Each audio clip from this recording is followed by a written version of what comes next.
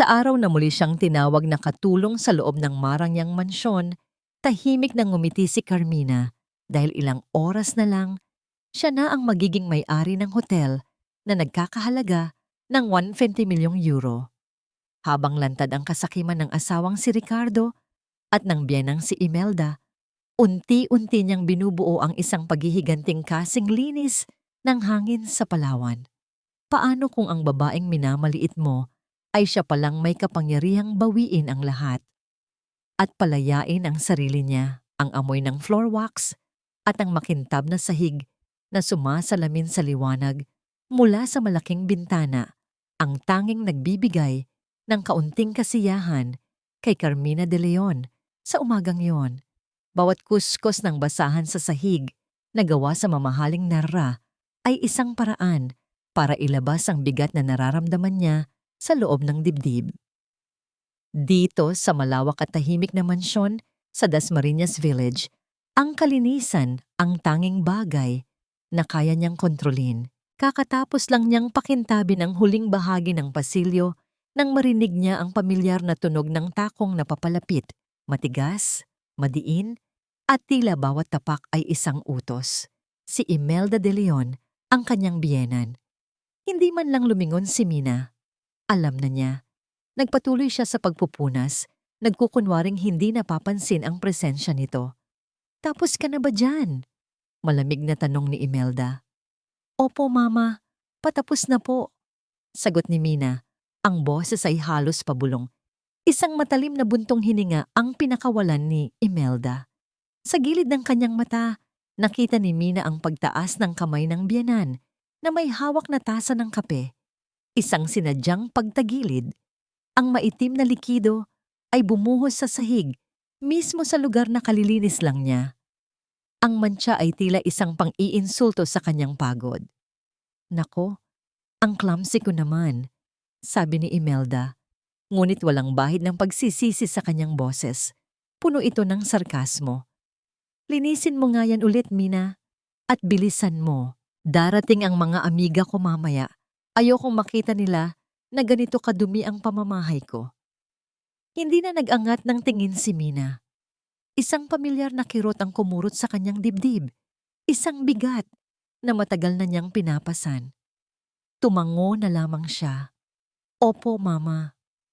Habang pinupunasan niya ang natapong kape, ang amoy nito ay nahaluan ng pait ng kanyang mga luhang pinipigilan. 10 taon. 10 taon na siyang asawa ni Ricardo at sa 10 taon na yon, ni isang araw ay hindi niya naramdaman na siya ay bahagi talaga ng pamilyang ito.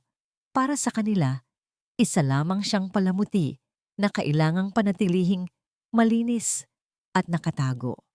Maya-maya, habang nasa kusina siya para maghugas ng basahan, nagring ang telepono ng mansyon. Sinagot ito ng isang katulong at ilang sandali pa'y tinawag siya. "Ma'am Mina, para po sa inyo." Mula raw po sa Alcantara Law Firm. Napakunot ang noo ni Mina. Alcantara? Iyon ang apelyido ng kanyang lola Pilar sa pagkadalaga. Kinabahan siya. May nangyari ba sa lola niya? Mabilis niyang pinunasan ang kanyang mga kamay at kinuha ang telepono. "Hello? Good morning. Is this Mrs. Carmina Reyes de Leon?" Tanong ng isang formal na boses ng lalaki sa kabilang linya. "Yes, speaking." "Mrs. de Leon, my name is Attorney David Mendoza. I am the legal counsel for your grandmother, Mrs. Pilar Alcantara. I am calling to formally inform you about a matter concerning a deed of gift she has executed in your favor." "Regalo po? Ano pong, kamusta po si Lola? Maayos lang po ba siya?" Sunod-sunod na tanong ni Mina. Ang pag-aalala ay namumuo sa kanyang lalamunan. "Your grandmother is in excellent health, Mrs. De Leon. She simply felt it was the right time to entrust something to you.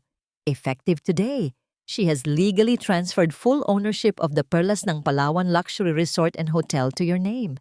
Natahimik si Mina. Tila huminto ang pag-ikot ng mundo. "Po? Papakiulit nga po?" The 5-star Hotel and Resort, Perlas ng Palawan, located in El Nido, is now under your name. The entire property, assets and accounts, valued at approximately 150 million euros, are now yours. Nabitawan ni Mina ang basahan. 150 milyong euro, ang perlas ng Palawan? Iyon ang pinakapaboritong lugar ng kanyang lola. Ang paraisong itinayo nito mula sa wala. Isang maliit na sinag ng pag-asa ang sumilay sa kanyang puso. Ito na ba? Ito na ba ang pagbabagong matagal na niyang hinihintay? Salamat po, attorney. Maraming salamat po sa pag-inform. Halos hindi niya makilala ang sariling boses. Buong hapon, hindi maalis ang nangiti sa mga labi ni Mina. Pakiramdam niya ay lumulutang siya. Sa wakas, mayroon ng isang bagay na matatawag niyang sarili niya. Isang bagay na malaki, isang bagay na mahalaga. Hindi na siya makapaghintay na ibalita ito kay Ricardo. Siguradong matutuwa ito para sa kanya. Siguradong magiging proud ito sa kanya. Nang dumating si Ricardo mula sa opisina, sinalubong siya ni Mina nang may ngiti na hindi nito nakita sa kanya sa loob ng maraming taon. Ricky, mabutit dumating ka na. May maganda akong balita sa'yo. Ngumiti si Ricardo, ang ngiting laging nakakatunaw sa puso niya. At hinalikan siya sa noo. Oh, really? What is it, babe? Tumawag ang abogado ni Lola Pilar kanina. Panimula ni Mina, nanginginig sa excitement. Ricky, ibinigay niya sa akin ang perlas ng Palawan. Sa akin na raw ang hotel. Ang nangiti sa mukha ni Ricardo ay hindi nagbago. Ngunit ang mga mata nito ay biglang nanlamig. Nawala ang kislap. Talaga? That's great news. Ngunit ang tono niya ay walang kagalakan. Ito ay kalkulado. So sino ang abogado na tumawag? Nasaan ang mga dokumento? Pinadala na ba nila? Biglang nawala ang init sa pakiramdam ni Mina. Ang mga tanong ni Ricardo ay hindi mga tanong ng isang masayang asawa. Ito ay mga tanong ng isang negosyante. Attorney David Mendoza, hindi pa raw. Ipapadala pa lang daw ang mga papeles. Nauutal niyang sagot. Tumango si Ricardo. Ang mga daliri ay nagtambol sa kanyang briefcase. Okay. Good. We need to see those papers as soon as possible. Baka may mga conditions na nakasulat doon. I'll handle it. Tinalikuran siya nito at naglakad papunta sa kanilang silid. Naiwan si Mina sa gitna ng sala. Ang ngiti ay unti-unting naglaho. Ang pag-asang kanina'y nagpapasabik sa kanya ay napalitan ng pamilyar na panlalamig. Bakit ganoon ang reaksyon niya? Nang gabing iyon, hindi siya mapakali. Bumaba siya para uminom ng tubig nang marinig niya ang mga boses mula sa study room ni Ricardo. Nakabukas ng bahagya ang pinto. Boses ni Ricardo at ni Imelda. Sila ay nagtatalo, ngunit pabulong. Dahan-dahan siyang lumapit, ang puso ay kumakabog ng malakas. Hindi natin pwedeng hayaan to, Ricardo.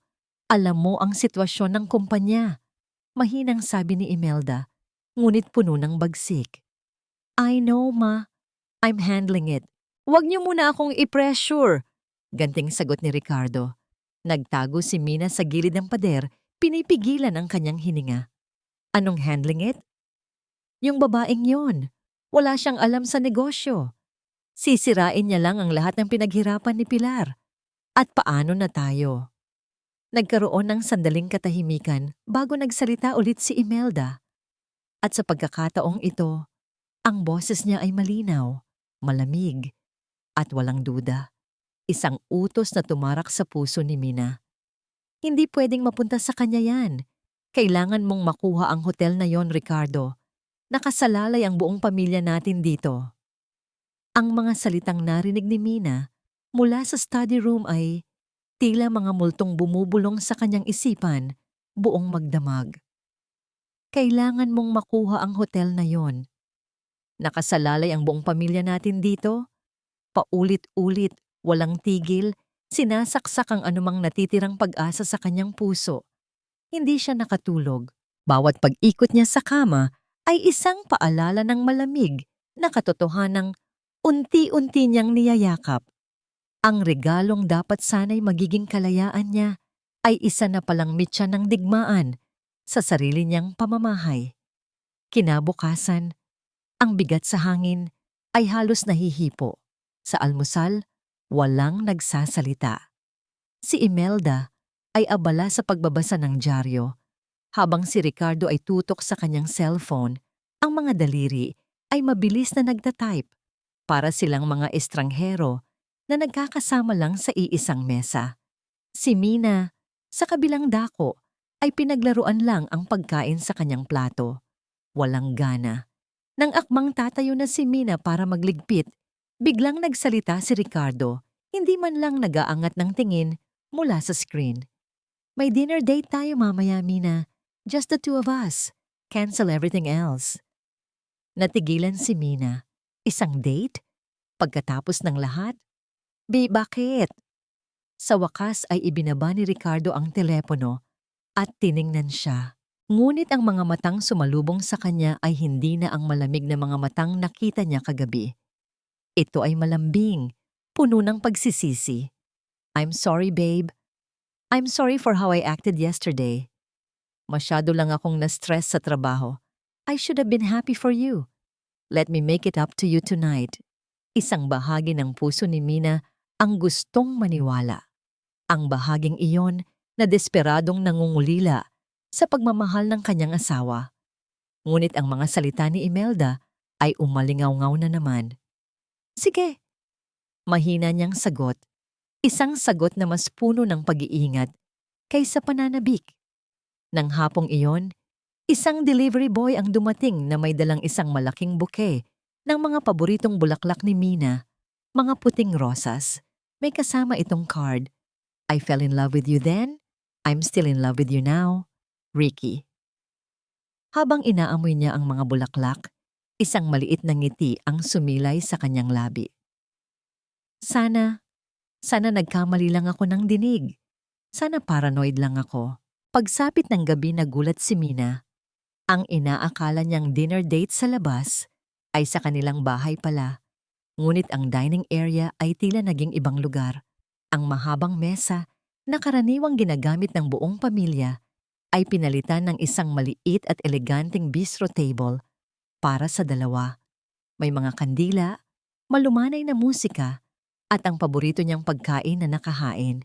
Si Ricardo mismo ang nagluto. Surprise! Nakangiting sabi ni Ricardo. Suot ang isang mamahaling polo. Mukha siyang pagod. Ngunit ang nangiti niya ay abot sa mga mata. Naalala mo ba? Ganitong-ganito ang setup noong unang beses kitang niyayang mag-dinner sa apartment ko. Tumango si Mina, hindi mapigilang makaramdam ng kilig. Naalala pa pala niya, ang alaalang yon ay isa sa mga pinakaiingatan niya. Oo naman, sunog pa nga yung steak mo noon. Tumawa si Ricardo, isang tawang matagal na niyang hindi naririnig. Well, I've improved. For you. Inalalayan siya nito sa pag-upo. Ang buong gabi ay napuno ng mga kwentuhan tungkol sa kanilang nakaraan.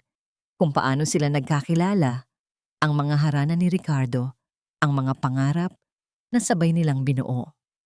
Muling naramdaman ni Mina ang init at pagmamahal na akala niya ay tuluyan nang nawala. Ito ang Ricardo na minahal niya, ang lalaking gagawin ang lahat para mapangiti siya. You know, babe, sabi ni Ricardo habang hinahawakan ang kanyang kamay sa ibabaw ng mesa.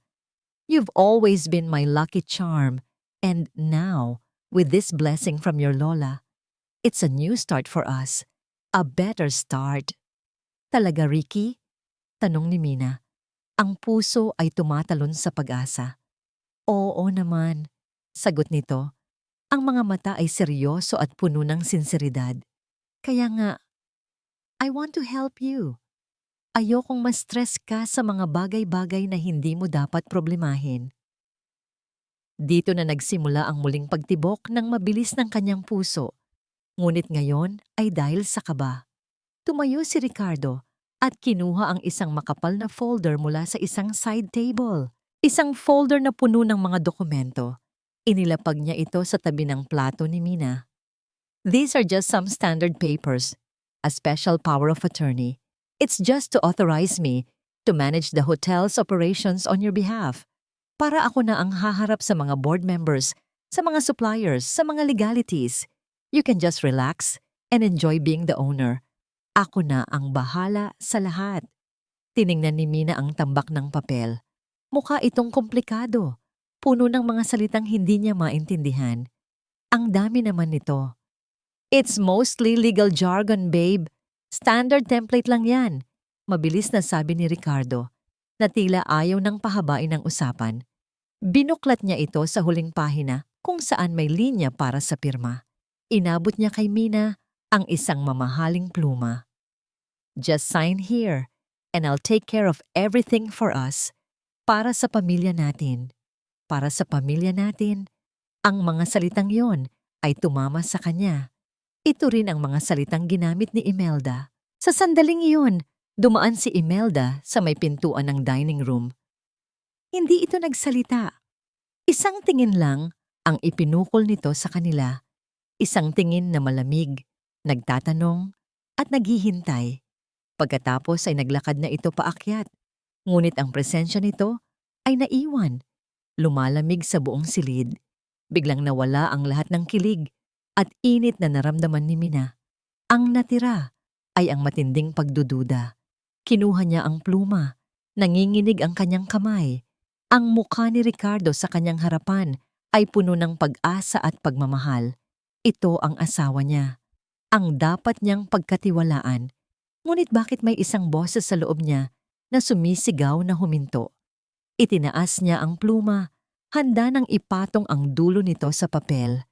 1 milimetro na lang ang layo. Bigla, isang alaala ang pumasok sa kanyang isipan. Bata pa siya noon, nasa tabi ng kanyang Lola Pilar habang pinipirmahan nito ang mga dokumento sa opisina. Tiningnan siya ng kanyang lola. Ang mga mata ay puno ng pagmamahal, ngunit may babala. Huwag na huwag kang pipirma sa kahit anong hindi mo naiintindihan na po. Ang pirma mo ay ang iyong dangal at kapangyarihan. Huwag mo itong basta-bastang ibibigay kahit kanino. Ang boses ng kanyang lola ay tila isang malakas na kampanang gumising sa kanya mula sa isang pagkakatulog. Ibinaba niya ang pluma. Dahan-dahan siyang nag-angat ng tingin at sinalubong ang mga mata ni Ricardo. Ang mga mata nito ay nagtatanong. Gusto ko munang basahin ito ng maigi, Ricky. Ang mga salita ay lumabas sa kanyang bibig nang may kasamang lakas na hindi niya alam na taglay niya. Ang pagbabago sa mukha ni Ricardo ay halos hindi kapansin-pansin, ngunit para kay Mina, ito ay kasing lakas ng isang kulog. Ang nangiti sa mga labi nito ay hindi gumalaw, ngunit ito ay nanigas, nawalan ng buhay.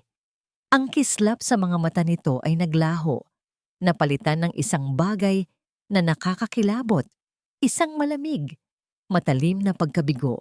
Ang matigas na ngiti ni Ricardo ay ang huling imaheng nakita ni Mina bago siya umakyat sa kanilang silid kagabi. Ang nangiting iyon, na minsay nagbibigay sa kanya ng kapayapaan, ay naging isang maskarang bakal na nagkukubli ng hindi niya malamang panganib. Kinabukasan, ang hapagkainan ay binalot ng isang nakabibinging katahimikan. Ang mesang pangdalawa, ang mga kandila, at ang mga bulaklak ay naglaho na. Muli, ang naroon ay ang mahaba at malawak na mesa, isang malinaw na simbolo ng distansya sa pagitan nilang tatlo. Si Ricardo sa isang dulo, si Imelda sa kabila, at si Mina sa gitna, isang islang nag-iisa. Walang sino man ang nagsasalita. Ang tanging maririnig ay ang kalansing ng kanilang mga kubyertos. Sinubukan ni Minang basagin ang katahimikan. Ricky, anong oras ang uwi mo mamaya? Tanong niya. Pinipilit na gawing normal ang kanyang boses. Nag-angat ng tingin si Ricardo mula sa kanyang pagkain. Malamig, walang emosyon. Bakit? May ipapapirma ka na ba? Ang tanong ay tila isang sampal. Yumuko si Mina at umiling. Hindi. Nagtatanong lang. Hindi na sumagot si Ricardo. Bumalik ito sa pagkain na para bang walang narinig. Si Imelda naman ay naglabas ng isang mahinang tawa, isang tunog na mas masakit pa sa anumang sigaw. Ang katahimikan pagkatapos noon ay mas lalong naging mabigat, mas lalong nakakasakal. Pakiramdam ni Mina ay isa siyang kriminal na nililiti sa sarili niyang pamamahay. Ang takot na naramdaman niya kagabi ay nanatili, isang buhol sa kanyang sikmura. Pagkaalis ni Ricardo para sa trabaho, sinikap ni Mina na gawin ang kanyang mga pang-araw-araw na gawain. Ngunit saan man siya magpunta, nandoon ang mga matang mapanuri ni Imelda, sumusunod sa bawat kilos niya. Habang nag-aayos siya ng mga halaman sa sala, pumasok si Imelda kasama ang isa sa mga katulong, si Yaya Elena. Nagkunwari itong hindi nakita si Mina. "Elena?" sabi ni Imelda sa katulong, ngunit ang boses ay sapat na malakas para marinig ni Mina. Pakitapon na nga itong mga luma at nalantang bulaklak sa vase, nakakasira sa ganda ng buong bahay. Tinutukoy nito ang mga puting rosas na bigay ni Ricardo kahapon. Pagkatapos ay tumingin ito sa direksyon ni Mina. Isang nanggising mapang-asar ang gumuhit sa mga labi nito. Ganyan talaga. May mga bagay na sa una lang maganda. May mga tao talagang biglang yumaman pero hanggang doon lang ang utak. Hindi alam kung paano pangalagaan ang mga biyaya. Ang mga salita ay tumama kay Mina ng may lason. Naramdaman niyang nag-init ang kanyang mga pisngi. Hinarap niya ang kanyang biyenan. Ang galit ay nagsisimulang pumalit sa takot na kanina pa niya nararamdaman. "Ano po ang ibig ninyong sabihin, Mama?" Tinaasan siya ng kilay ni Imelda. "Narinig mo ang sinabi ko. Kung hindi mo naintindihan, baka nga totoo ang hinala ko." Tinalikuran siya nito at naglakad paalis. Iniwan si Minang nanginginig sa galit at kahihiyan sa harap ng kanilang katulong. Buong araw, pinakiramdaman ni Mina ang paglaki ng galit sa loob niya.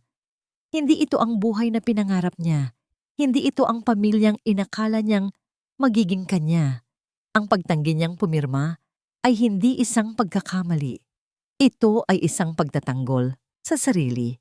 Nang gabing iyon, hinarap siya ni Ricardo sa kanilang silid. Wala na ang pagpapanggap. Wala na ang lambing. Ang naroon ay purong pagkainis. Inihagis niya ang folder ng mga dokumento sa ibabaw ng kama. Ang tunog ay tila isang putok ng baril sa katahimikan ng kwarto. "Ano bang problema mo, Mina?" Sigaw niya sa unang pagkakataon. Ang boses niya ay umalingaw-ngaw sa apat na sulok ng silid at napaurong si Mina. "Isang pirma lang! Isang pirma lang ang hinihingi ko para ayusin ang lahat para sa'yo. Pero hindi mo pa magawa. Pamilya tayo. Hindi mo ba ako pinagkakatiwalaan?" Tumingin si Mina sa mga mata ng lalaking minahal niya ng sobra-sobra.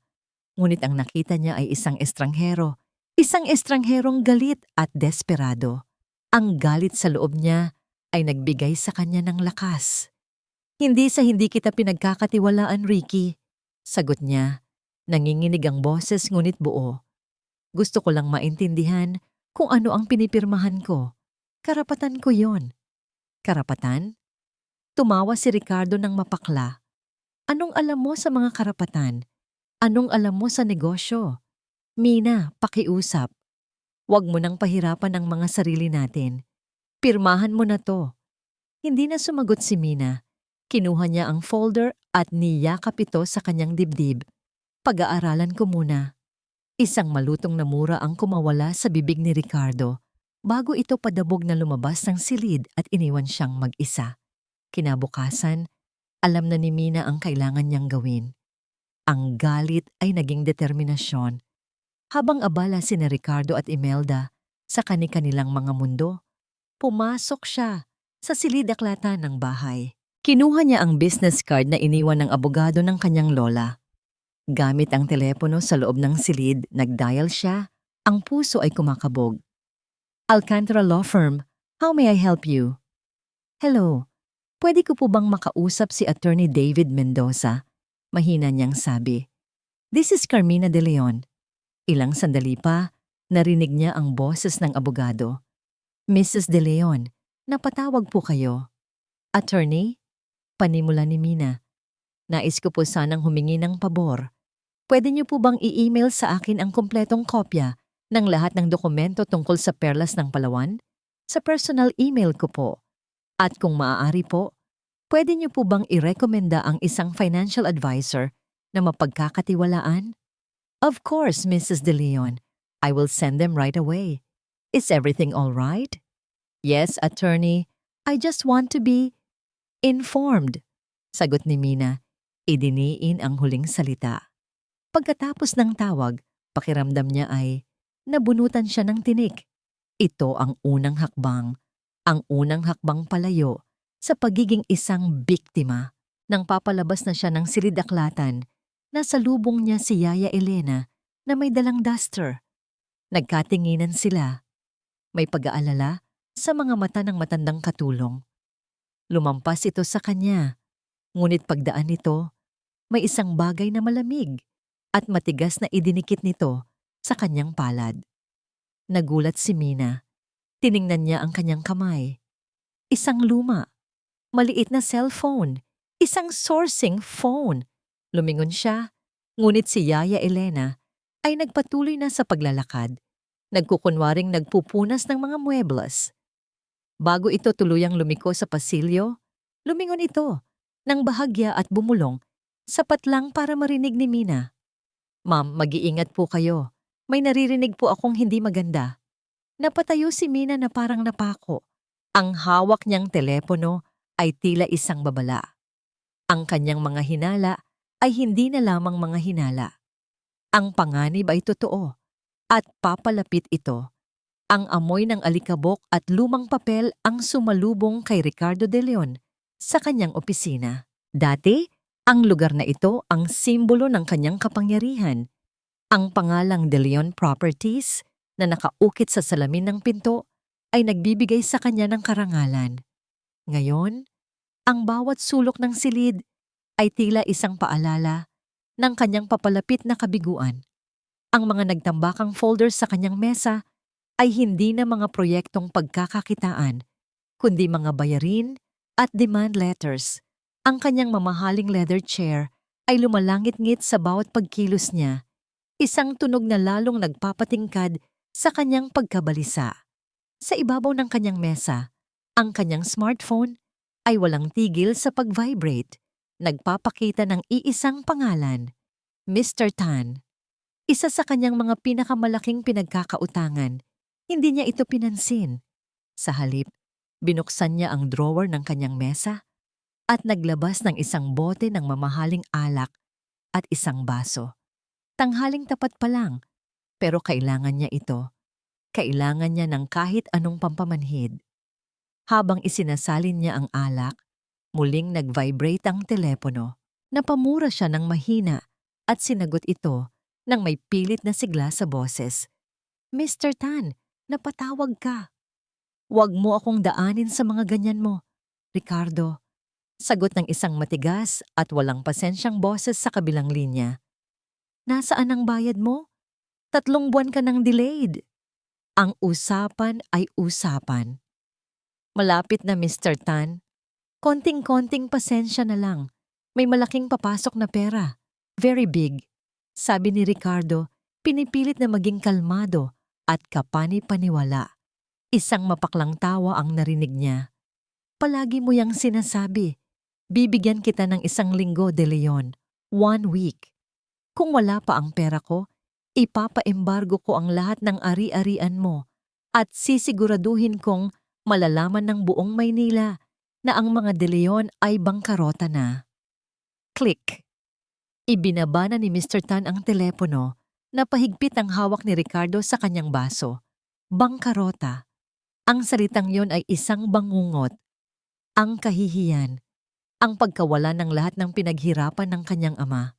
Ito ang kinatatakutan niya higit sa lahat, ang bumalik sa wala.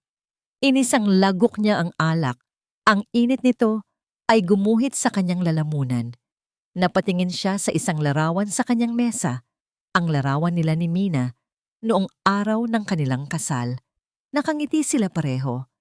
Si Mina, napakaganda sa kanyang puting bestida, ang mga mata ay puno ng pag-ibig at pagtitiwala. Siya naman, nakangiti dahil nakuha niya ang gusto niya.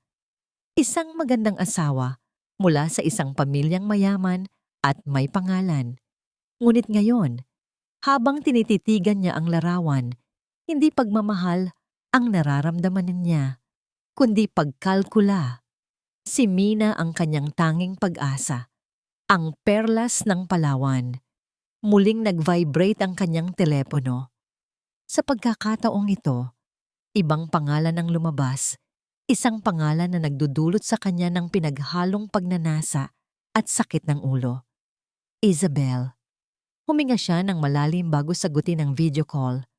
Bumungad sa screen ang magandang mukha ni Isabel Gonzalez. Nakahiga ito sa isang kama na halatang hindi sa kanya. Suot ang isang sutlang roba. "Hi baby!" Malambing niyang bati. "Belle, I'm busy." Maikling sagot ni Ricardo. "Busy? O iniiwasan mo lang ako?" Nagpout ito. "I miss you." Hindi ka na nagparamdam simula nung isang araw. Ikiniling nito ang kamera pababa. Ipinapakita ang bahagyang umuumbok na nitong tiyan. "At may miss na rin sa'yo dito." Napapikit si Ricardo. Ang batang ito, ang isa pang problema. "Look, I'll make it up to you soon, okay? Things are just complicated right now." "Complicated?" Tumaas ang boses ni Isabel. "Ricardo, huwag mo akong lokohin. Nakita ko sa newsfeed ko ang post ng isa sa mga amiga ng biyenan mo. Pinag-uusapan nila ang tungkol sa hotel sa Palawan na bigay daw sa asawa mo. Is that true?" Napamura si Ricardo sa kanyang isipan. Ang mga chismosa. It's a family matter, Belle." "Family matter? Paano naman ang pamilya natin?" Halos pasigaw na, sabi ni Isabel. "Nangako ka, Ricky. Sabi mo, aayusin mo ang lahat para sa atin. Sabi mo, hihiwalayan mo na siya kapag nakuha mo na ang mana mo. Anong nangyari doon?" "I'm working on it." Sigaw pabalik ni Ricardo. Ang pasensya ay tuluyan nang nawala. "Hindi madaling kunin yun. She's being difficult." "Then make her life more difficult." Ganti ni Isabel. Ang mga mata ay nanlilisik. Ano ba ang silbi ng pagiging asawa mo kung hindi mo kayang kontrolin? O baka naman, nagbago na ang isip mo? Baka naman mas gusto mo nang maging tagapamahala ng hotel habang siya ang reyna? "Don't be stupid." Mabilis na sagot ni Ricardo. Tumingin siya sa litrato ni Mina sa mesa at isang madilim na ideya ang nabuo sa kanyang isipan. "Listen to me," sabi niya. Ang boses ay bumaba. Naging malamig at mapanganib. "Gagawin ko ang lahat para makuha ang hotel na yon. Trust me." Pagkatapos ng tawag, pakiramdam ni Ricardo ay nasusukol na siya. Ang mga pader ay papalapit. Ang mga utang, si Isabel at ang bata. At si Mina, ang kanyang mahal na asawa, na bigla na lang nagkaroon ng tinik. Kinuha niya ang kanyang telepono at nag-dial. Hindi na ito negosyo. Ito ay desperasyon. "Ma?" Sabi niya nang sagutin ito ni Imelda. "Kailangan na nating kumilos. Hindi na gumagana ang mga pakiusap." Nagkaroon ng katahimikan sa kabilang linya bago sumagot si Imelda. Ang boses ay kasing lamig ng yelo. "Ano ang plano mo?" Tumingin si Ricardo sa labas ng bintana. Sa mga nagtataasang gusali ng Makati. Mga gusaling dati tinitingala niya. Ngunit ngayoy tila mga batong ipupukpok sa kanya. Kung ayaw niyang ibigay ng maayos, sabi ni Ricardo, ang boses ay halos pabulong ngunit puno ng lason. Kukunin natin sa masamang paraan. Panahon na para malaman niya kung sino talaga ang walang silbi. Ang mga sumunod na araw sa mansyon ng mga De Leon ay naging isang malamig na giyera. Ang katahimikan ay naging sandata. At ang bawat tingin ay isang bala. Si Mina ay naging isang multo sa sarili niyang pamamahay. Naglalakad siya sa sala, ngunit tila isa siyang hangin na hindi nararamdaman. Nagtama ang tingin nila ni Ricardo. Ngunit umiwas ito agad na para bang mas interesante pa ang pattern sa carpet. Si Imelda naman, kapag nakakasalubong siya, ay tatalikod o magkukunwaring may kausap sa telepono. Sinubukan nilang gawing impyerno ang buhay niya. Sa hapagkainan, si Ricardo at Imelda lang ang nag-uusap tungkol sa mga bagay na hindi niya maintindihan, mga pangalan ng tao sa alta sosyedad, mga party na hindi siya imbitado. Sinasadya nilang ihiwalay siya, iparamdam sa kanya na hindi siya kabilang, na siya ay isang tagalabas. Ang sakit ay unti-unting napalitan ng manhid. Ang galit ay naging isang malamig at tahimik na pagmamasid. Ginamit niya ang kanilang pagwawalang bahala bilang kanyang kalasag. Dahil hindi na siya pinapansin, mas malaya siyang nakakakilos. Mas malaya siyang nakakapag-observe. Isang hapon, habang nag-aayos siya ng kanilang walk-in closet, napansin niya ang isang mamahaling suit jacket ni Ricardo na nakasabit sa maling lugar. Ito raw ang isinuot nito sa isang importanteng business trip sa Batangas noong nakaraang linggo. Isang biyahe na umabot ng 2 araw. Kinuha niya ito para dalhin sa labahan. Habang hawak niya ang jacket, may naramdaman siyang isang bukol sa panloob na bulsa nito. Isang bagay na makapal at lukot na papel. Sa isang iglap ng kuryosidad na hindi niya mapigilan, kinuha niya ito. 2 resibo. Ang una ay mula sa isang napaka-eleganteng restaurant na hindi pamilyar sa kanya, La Serre Makati.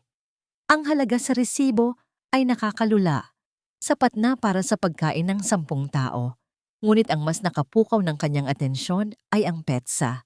Ito ang eksaktong petsa kung kailan sinabi ni Ricardo na nasa Batangas siya para sa isang site inspection. Batangas? Bulong niya sa sarili. Pero ang resibo, Makati. Ang kanyang puso ay nagsimulang tumibok ng mas mabilis. Tiningnan niya ang pangalawang resibo. Mula ito sa isang sikat na tindahan ng alahas sa Greenbelt, Eclat Fine Jewelry.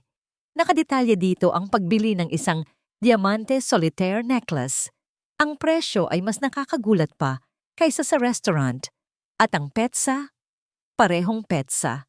Isang malamig na agos ang gumapang sa kanyang likuran. Para kanino ang kwintas? Siguradong hindi para sa kanya. At bakit siya nagsinungaling tungkol sa kanyang lokasyon? Dali-dali niyang ibinalik ang jacket at itinago ang mga resibo sa kanyang bulsa. Pumasok siya sa kanilang silid at nilock ang pinto.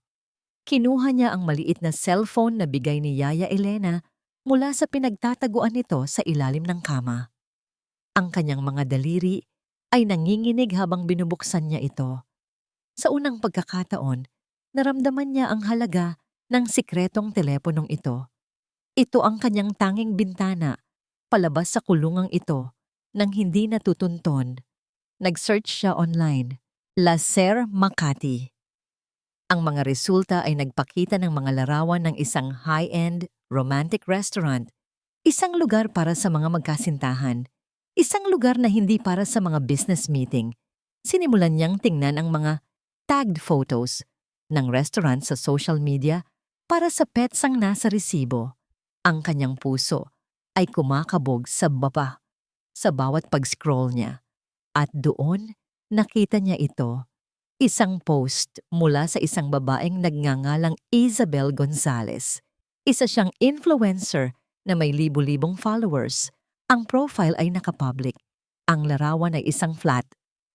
Lay ng kanilang mesa sa La Serre. May wine, may mamahaling pagkain. Ngunit ang sentro ng larawan ay ang kanyang kamay na may hawak na isang maliit at eleganteng kahon ng alahas. Ang brand sa kahon, Eclat. Ang caption, "Some nights are just too perfect. Feeling so spoiled. A best boyfriend ever." Naramdaman ni Mina na tila sinasakal siya. Nag-scroll pa siya sa profile ni Isabel. At doon, sa sumunod na post, ang kasagutan sa lahat ng kanyang tanong. Isang selfie ni Isabel, suot ang isang napakagandang kwintas, isang kumikinang na solitaire diamond. Ang kwintas mula sa resibo. Nakangiti siya sa kamera Ang mga mata ay nagliliwanag sa kaligayahan. Nakatag ang laser at ang petsa ay tugmang-tugma para siyang sinampal ng katotohanan. Ito na yon, ang patunay. Tinitigan niyang maigi ang larawan. Maganda si Isabel, bata. Ang tipo ng babae na laging nakukuha ang gusto at sa leeg nito nakasabit ang simbolo ng pagkakanulo ni Ricardo. Nanginginig ang kanyang kamay habang sinusubukan niyang i-zoom in ang larawan. Gusto niyang makita ang bawat detalye ng kanyang sakit. At habang papalapit ang imahe, may napansin siyang isang bagay na maliit. Halos hindi makita. Sa pendant ng kwintas, isang reflection. Ang makintab na ibabaw ng diamante ay nagsilbing isang malabong salamin. Pinigil ni Mina ang kanyang hininga. Dahan-dahan, mas inilapit pa niya ang zoom. Ang imahe ay malabo, pixelated, ngunit may isang bagay na malinaw. Isang kislap ng metal sa salamin ng pendant, ang reflection ng taong kumukuha ng litrato. Nakita niya ang outline ng isang braso na may hawak na cellphone at sa pulso ng brasong iyon, ang hugis ng relos, ang leather strap, ang silver na buckle. Bumagsak ang panga ni Mina. Ang hangin ay tila naubos sa kanyang baga. Hindi siya pwedeng magkamali. Kilalang-kilala niya ang relos na yon. Kabisado niya ang bawat gasgas, ang bawat detalye. Ito ang relong ibinigay niya kay Ricardo noong kanilang 5th wedding anniversary. Ang cellphone ay nahulog mula sa kanyang nanginginig na kamay, lumagapak sa sahig. Ang tunog ay halos hindi niya narinig. Ang tanging naririnig niya ay ang malakas na pagbasag ng kanyang puso. Ang pagbasag ng cellphone sa sahig ay tila isang gong na gumising kay Mina mula sa isang mahabang pagkakatulog. 10 taon. 10 taon ng pag-ibig, pag-aalaga, at pagtitiis. At sa isang iglap, lahat ng iyon ay gumuho at naging abo, winasak ng isang reflection sa isang kwintas. Hindi siya sumigaw, hindi siya humagulgol. Ang sakit ay napakalalim, napakatindi, na tila ninakaw nito ang kanyang hininga at ang kanyang boses. Nakaupo lang siya sa sahig ng kanilang silid, yakap ang kanyang mga tuhod, habang ang mga luhang hindi niya namamalayan ay isa-isang dumadaloy sa kanyang mga pisngi. Ang bawat patak ay isang alaala, ang kanilang unang anibersaryo, ang mga pangakong binitiwan, ang mga pangarap na sabay nilang inasahan. Lahat kasinungalingan. Nagdamag siyang gising.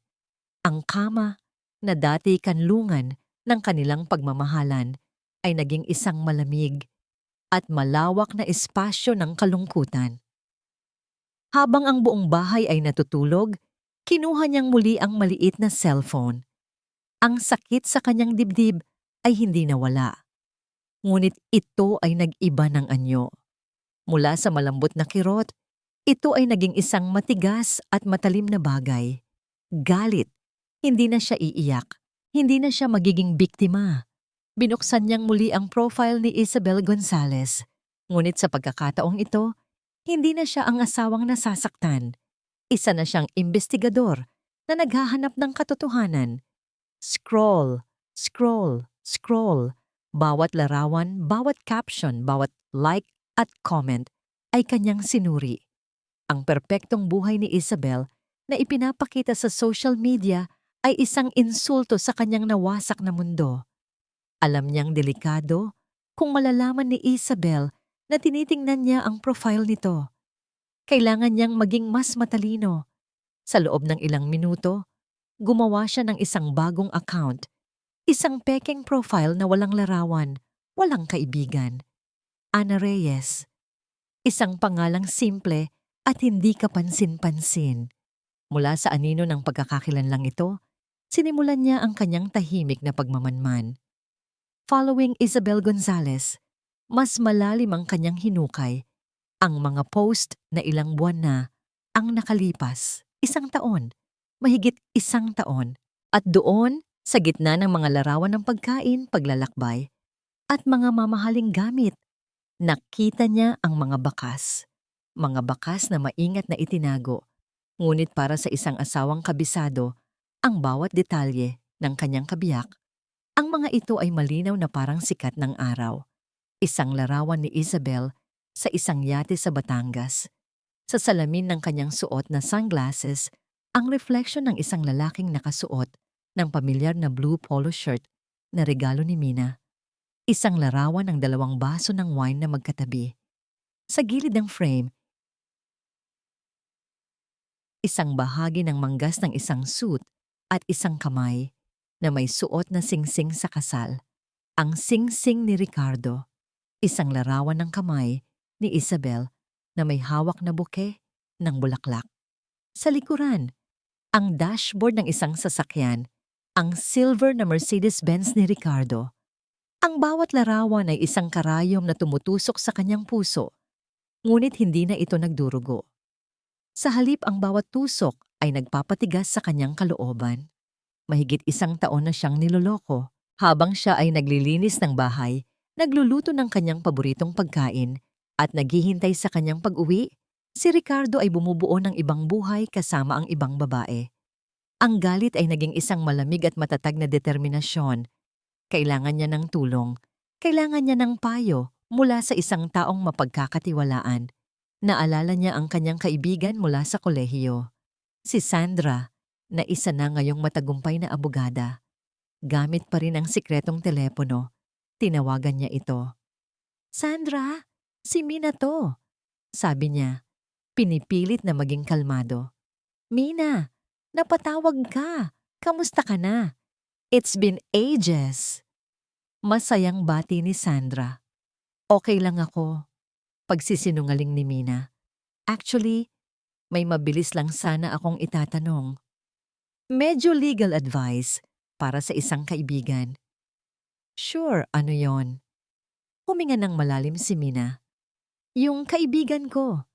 May hinala siya na may ibang babae ang asawa niya. Ano ba ang pinakamagandang ebidensya na pwede niyang kolektahin kung sakaling aabot sa hiwalayan?" Natahimik si Sandra sa kabilang linya. Tila naramdaman ang bigat ng tanong.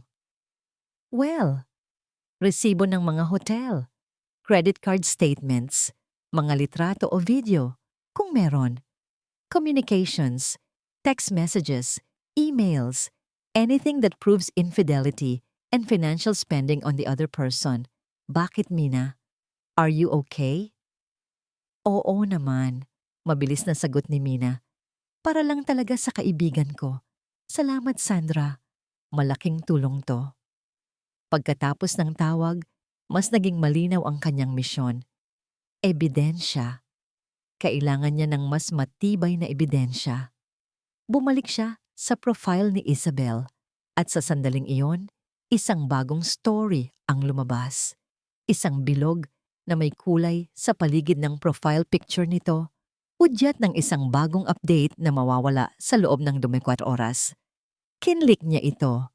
Ang unang lumabas ay isang maikling video, isang boomerang ng mga paa ni Isabel na nakasuot ng mamahaling sandals, naglalakad sa isang makintab at puting sahig.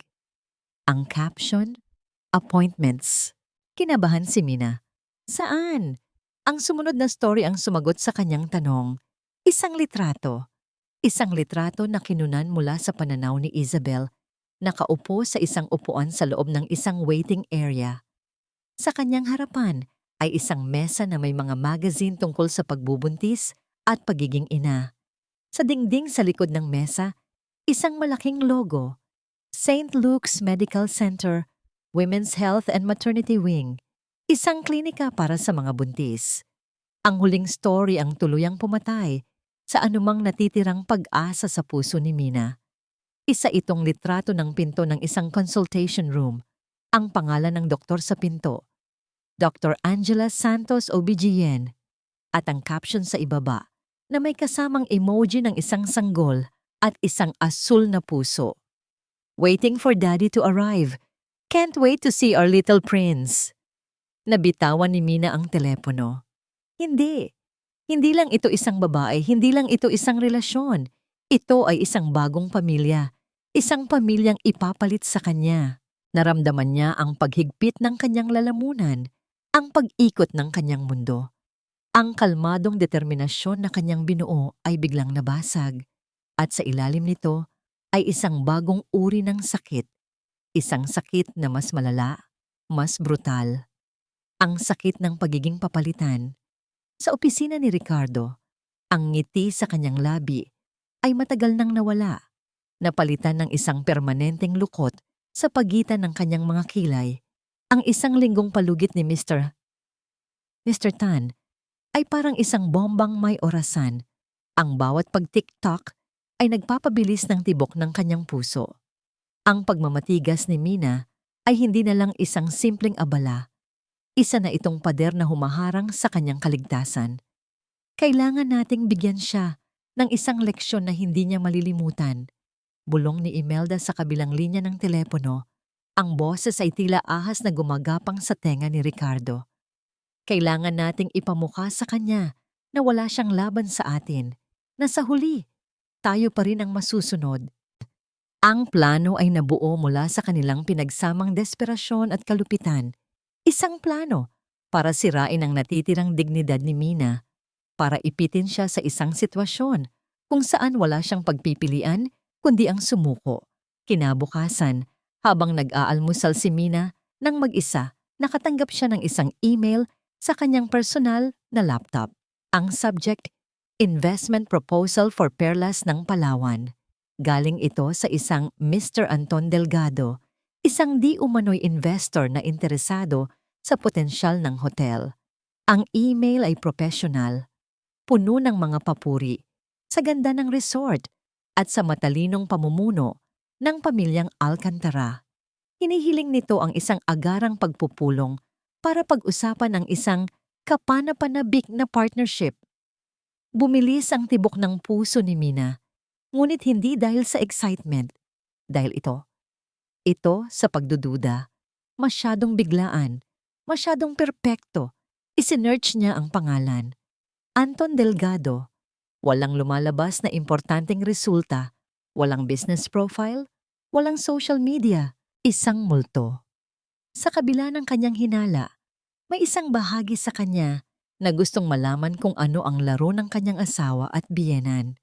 Kung ito ay isang bitag, kailangan niyang malaman kung paano ito gumagana. Nag-reply siya, sumasang-ayon na makipagkita sa isang coffee shop sa Rockwell kinabukasan ng hapon. Isang lugar na pampubliko.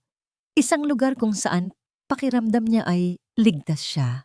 Kinabukasan, nagsuot si Mina ng isang simpleng bestida at blazer, isang uniforme para sa isang laban na hindi pa niya lubusang naiintindihan. Pagdating niya sa coffee shop, nakita niya agad ang lalaking naghihintay. Gwapo ito, nasa mga 40s ang edad at nakasuot ng mamahaling damit. Tumayo ito at ngumiti nang makita siya. Mrs. De Leon, I'm Anton Delgado. It's a pleasure to finally meet you. Sabi nito, iniabot ang kamay. Nakipagkamay si Mina. Ang kanyang palad ay malamig at bahagyang basa. Salamat sa pagpunta, Mr. Delgado. Umupo sila. Ang usapan sa simula ay tungkol sa negosyo. Si Delgado ay mahusay magsalita, puno ng mga ideya para sa hotel. Ngunit habang tumatagal ang kanilang pag-uusap, napansin ni Mina ang pagbabago sa kilos nito. Ang mga tingin nito ay bumababa, mula sa kanyang mga mata patungo sa kanyang dibdib. Ang kanyang mga tanong ay nagiging mas personal, at ang kanyang mga kamay ay tila aksidenteng dumadampi sa kanyang braso o kamay sa tuwing may ididiin siyang punto. Nagsimulang makaramdam ng pagkailang si Mina. Pinilit niyang ibalik ang usapan sa negosyo. So about your proposal, the proposal can wait. Putol nito sa kanya. Ang nangiti ay hindi na professional. Ito ay may pahiwatig ng pagnanasa. I'm more interested in getting to know the brilliant woman behind the property. Inilapit nito ang kanyang upuan ng bahagya. Masyadong malapit. Sa kabilang dako ng kalsada, sa loob ng isang itim na SUV na may tinted na bintana, si Ricardo at Imelda ay nanonood. Hawak ni Ricardo ang isang professional camera na may long-range lens. Ang bawat pag-click ay isang hakbang palapit sa kanyang tagumpay. Perfect! Bulong ni Imelda.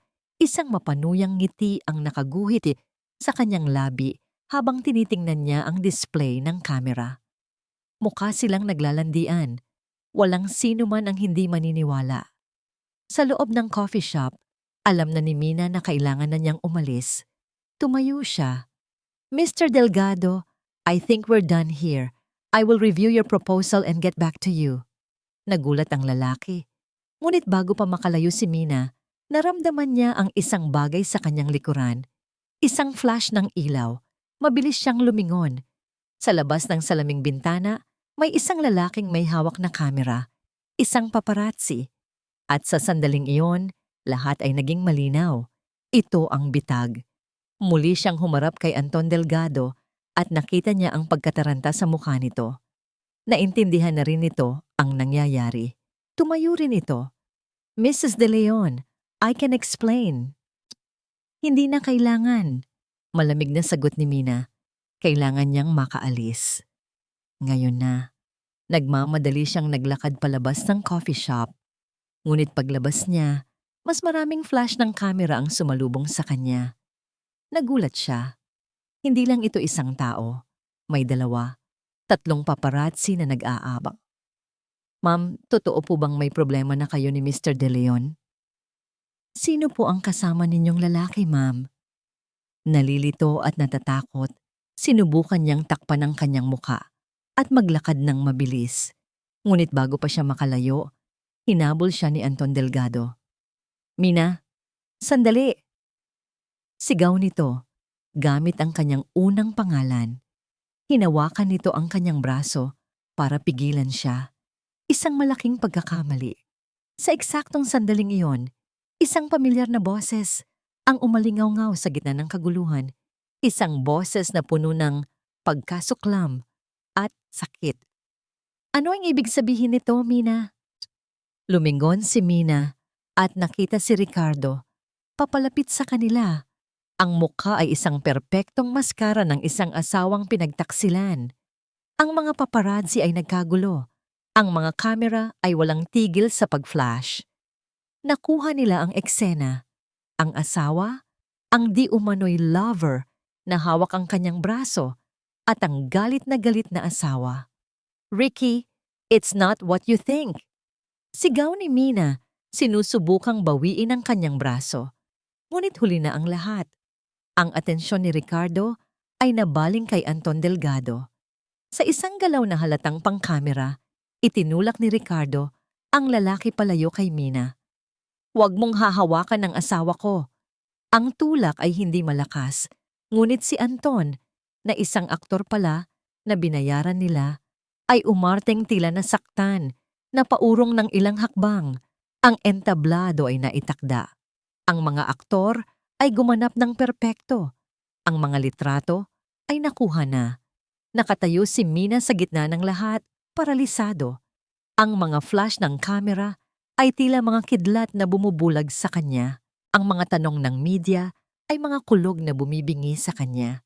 At ang tingin ni Ricardo, isang tingin na puno ng huwad na sakit at tunay na tagumpay, ang siyang tuluyang pumatay sa kanyang kaluluwa. Ang bitag ay nagsara at siya ay nasa loob. Hindi alam ni Mina kung paano siya nakauwi. Ang biyahe mula Rockwell pabalik sa Dasmariñas Village ay isang malabong panaginip. Ang tanging naaalala niya ay ang walang tigil na pag-flash ng mga kamera, ang mga anino ng mga taong nakapalibot sa kanya, at ang malamig na pagkakahawak ni Ricardo sa kanyang braso habang isinasakay siya sa kotse, na para bang isa siyang asawang kailangang protektahan mula sa iskandalo. Isang napakagaling na pag-arte. Pagdating nila sa bahay, ang maskara ni Ricardo ay agad na nalaglag. Binitiwan siya nito nang may puwersa sa gitna ng sala. Ang init ng kanyang palad ay napalitan ng lamig ng kanyang mga salita. Masaya ka na? Tanong nito. Ang boses ay puno ng yelo. Sinira mo ang pangalan ko. Sinira mo ang pangalan ng pamilyang ito. Hindi makapagsalita si Mina. Anong isasagot niya? Paano niya ipagtatanggol ang sarili laban sa isang kasinungalingang perpektong binalangkas? Nang umagang yun, sumabog ang balita. Ang kanyang mukha, nakuha sa anggulong tila siya ang nagkasala, ay nasa lahat ng online gossip sites. Ang mga headline ay brutal. Mrs. Eng kilalang negosyante, nahuli sa aktong may kalaguyo? Ang eskandalo sa likod ng perpektong pamilya de Leon. Carmina de Leon, anghel sa paningin, demonyo sa likuran? Bawat salita ay isang suntok sa kanyang sikmura.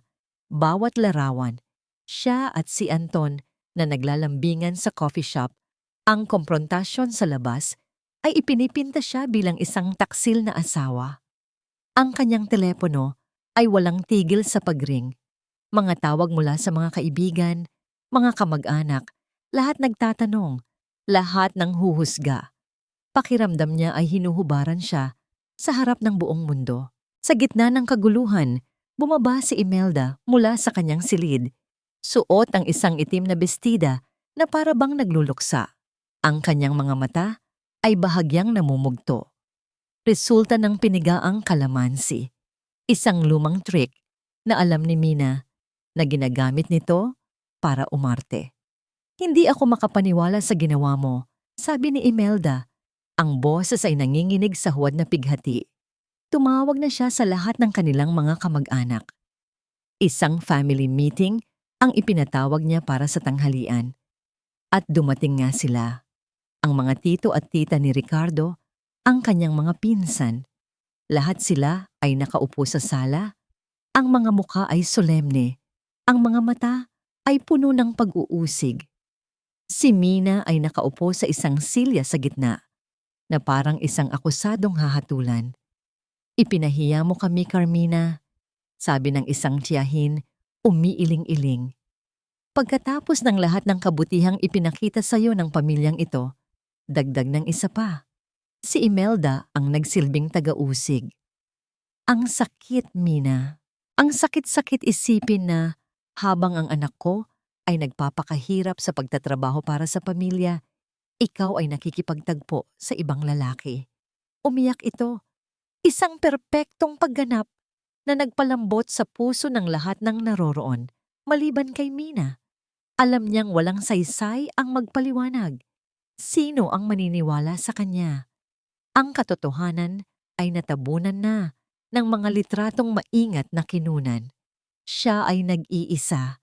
Nang matapos ang paglilitis ng pamilya, iniwan siyang mag-isa ni Ricardo sa kanilang silid. Ang katahimikan ay mas masahol pa kaysa sa mga sigaw. Pagkaraan ng isang oras, pumasok ito. Dala-dala ang 2 folder. Inilapag niya ang mga ito sa ibabaw ng kama. Ang isa ay pamilyar, ang Special Power of Attorney para sa hotel. Ang isa naman ay bago, nakasulat sa labas. Petition for Legal Separation. Pumili ka, sabi ni Ricardo. Ang boses ay walang anumang emosyon. Tila isang transaksyon lang ito sa negosyo. Ang kahihiyan o ang hotel? Tumingin si Mina sa mga dokumento. Naintindihan niya na ngayon ang lahat. Ito ang dulo ng kanilang plano. Ang ultimatum. Kung pipirmahan mo ang mga papel para sa hotel, pagpapatuloy ni Ricardo, ititigil ko ang petisyon. Sasabihin ko sa media na nagkaroon lang ng hindi pagkakaunawaan. Malilinis ang pangalan mo. Mananatili kang Mrs. De Leon. Kung hindi, huminto ito at tiningnan siya ng diretso sa mata. Itutuloy ko ang kaso. Gagamitin ko ang lahat ng litratong ito laban sa'yo. Sisirain kita, Mina. Sisiguraduhin kong wala kang makukuha. Sisiguraduhin kong kahit ang sarili mong pamilya ay itatakwil ka. Ang banta ay malinaw. Ang kanyang reputasyon, ang kanyang pangalan, ang kanyang dignidad. Lahat ito ay nakataya. Tumingin siya sa paligid ng silid. Ang mga larawan nila na nakasabit sa dingding ay tila mga multo mula sa isang buhay na hindi nababalik. Ang mga damit niya sa aparador, ang mga alahas sa kanyang lalagyan, lahat ay parang hindi na kanya. Naramdaman niya ang pagod. Isang malalim, nakakapanghinang pagod. Pakiramdam niya ay nalunod siya sa isang dagat ng kasinungalingan at wala ng lakas para umahon pa. Ibibigay ko sa iyo hanggang mamayang gabi para mag-isip, sabi ni Ricardo bago lumabas at ilak ang pinto mula sa labas. Naiwan si Mina sa loob, isang bilanggo sa sarili niyang kwarto. Ang kanyang mundo ay gumuho, ang kanyang pangalan ay dinungisan, ang kanyang asawa ay isang halimaw. Ang pamilyang kanyang pinagsilbihan ay ang siyang nagbaon sa kanya sa lupa. Wala na siyang kakampi, wala na siyang mapupuntahan. Napaluhod siya sa sahig, ang katawan ay nanginginig sa mga hikbing, hindi na niya kayang pigilan. Umiyak siya ng umiyak, ang bawat patak ng luha ay isang pagsuko. Talo na siya, sira na siya. Pakiramdam niya, ito na ang katapusan, nawala na ang lahat. Sa gitna ng kanyang pagtangis, narinig niya ang isang mahinang tunog mula sa ilalim ng kama. Isang pamilyar na vibration, ang sikretong telepono. Nanginginig ang mga kamay na kinuha niya ito. Isang hindi rehistradong numero ang tumatawag. Sa isang iglap ng hindi maipaliwanag na pag-asa, sinagot niya ito. "Hello?" Garalgal niyang sabi. Isang sandali ng katahimikan. Pagkatapos, isang boses ang nagsalita. Isang boses na matagal na niyang hindi naririnig. Isang boses na puno ng awtoridad, pagmamahal, at isang kapangyarihang hindi matatawaran. "Apo, si Lola Pilar ito. Umuwi ka na. Oras na para tapusin ang lahat ng ito." Ang boses ni Lola Pilar ay tila isang sinag ng araw na tumagos sa pinakamadilim na gabi ni Mina. Sa isang iglap, ang bigat na dumadagan sa kanyang dibdib ay bahagyang gumaan. Ang mga luhang kanina'y simbolo ng pagkatalo ay naging mga butil ng determinasyon. Hindi pa tapos ang laban. Sa katunayan, ngayon pa lang ito magsisimula. Tumayo siya mula sa sahig. Pinunasan niya ang kanyang mga pisngi gamit ang likod ng kanyang palad. Tumingin siya sa kanyang refleksyon sa salamin. Ang namumugto niyang mga mata, ang magulo niyang buhok, ang panginginig ng kanyang mga labi. Ito ang babaeng sinubukan nilang wasakin. Hindi na muli, bulong niya sa sarili. Nang walang pag-aalinlangan, binuksan niya ang kanyang aparador. Ngunit hindi ang mga mamahaling bestida at alahas na bigay ni Ricardo ang kanyang kinuha. Hinanap niya ang isang maliit na maleta na matagal nang nakatago sa ilalim at inilagay dito ang mga bagay na tunay na mahalaga sa kanya. Ang iilang damit na binili niya, gamit ang sarili niyang ipon, ang mga lumang litrato ng kanyang mga magulang, at ang kwintas na may pendant na ibinigay sa kanya ni Lola Pilar noong kanyang debut. Pagkatapos, kinuha niya ang 2 folders sa ibabaw ng kama, ang SPA at ang Petition for Legal Separation. Hindi niya ito pinirmahan. Sa halip, inilagay niya ang mga ito sa loob ng kanyang handbag. Magagamit niya ang mga ito. Nang maramdaman niyang handa na siya, lumakad siya papalabas ng silid. Hindi na niya kailangang mag-isip kung paano bubuksan ang nakakandadong pinto. Pagpihit niya ng doorknob, bumukas ito. Tila alam na ng tadhana na oras na para siya ay lumaya. Pagbaba niya sa hagdan, dala ang kanyang maliit na maleta. Naabutan niya sina Ricardo at Imelda sa sala, nag-uusap ng pabulong. Natigilan sila nang makita siya. Ang kanilang mga mukha ay nagpakita ng pagkagulat na agad na palitan ng pagtataka. "Saan ka pupunta?" tanong ni Ricardo. Tumatayo. Ang boses ay may halong pagbabanta. "Uwi na ako," simpleng sagot ni Mina. Ang kanyang boses ay kalmado. Walang bahid ng takot o panginginig. Isang boses na hindi na nila kilala. "Anong uuwi?" Singit ni Imelda. Tumataas ang kilay. "Ito ang tahanan mo." Isang maliit at mapaklang na ngiti ang gumuhit sa labi ni Mina. "Hindi po. Ito ang bahay ninyo. Hindi ito kailanman naging tahanan para sa akin." Naglakad siya. Nilampasan sila na parang hindi sila umiiral. Ang kanilang mga tingin na puno ng paghusga ay wala ng epekto sa kanya. Ang mga pader ng mansyon na dati tila isang kulungan ay isa na lamang gusali na iiwan niya. Mina, subukan mong lumabas ng pinto yan, banta ni Ricardo. Sumusunod sa kanya at sisiguraduhin kong pagsisisihan mo ito habang buhay. Huminto si Mina sa tapat ng pinto, ngunit hindi siya lumingon. Ricky, huli na kayo. Matagal ko nang pinagsisisihan ang araw na pumasok ako sa pamamahay na ito. At sa mga salitang yon, binuksan niya ang pinto at lumabas. Hindi na siya lumingon pa. Ang pagsara ng pinto sa kanyang likuran ay ang pinakamatamis na tunog na kanyang narinig sa loob ng 10 taon. Kinabukasan, isang magarang itim na sedan na may plakang Alcantara ang pumarada sa harap ng mansyon ng mga De Leon. Nag-doorbell ang isang lalaking naka-uniformeng chauffeur. Nang buksan ni Yaya Elena ang gate, nagulat siya sa karangyaan ng sasakyan. Sino po sila? Tanong niya. Pinapasabi po ni Senyora Pilar Alcantara na inaanyayahan niya sina Mr. at Mrs. De Leon para sa isang formal na pagpupulong. Magalang na sagot ng chauffeur. Sa loob ng bahay nagkatinginan sina Ricardo at Imelda. Pilar Alcantara, ang reyna ng pamilya, ang matriarch, ang babaeng hindi nila kayang banggain. Anong kailangan ng matandang yon? Bulong ni Imelda, may bahid ng kaba sa kanyang boses. Huwag kang mag-alala, ma, sabi ni Ricardo, pinipilit na maging matatag. Baka gusto lang niyang mamagitan. This is good. Magagamit natin to laban kay Mina. Ipakita natin sa kanya kung gaano tayo kaawa-awa at kung gaano kasama ang apo niya. Pagsapit ng 3:00 ng hapon, dumating sila sa ancestral home ng mga Alcantara sa Forbes Park. Pagpasok pa lang nila, naramdaman na nila ang bigat ng kapangyarihan sa hangin.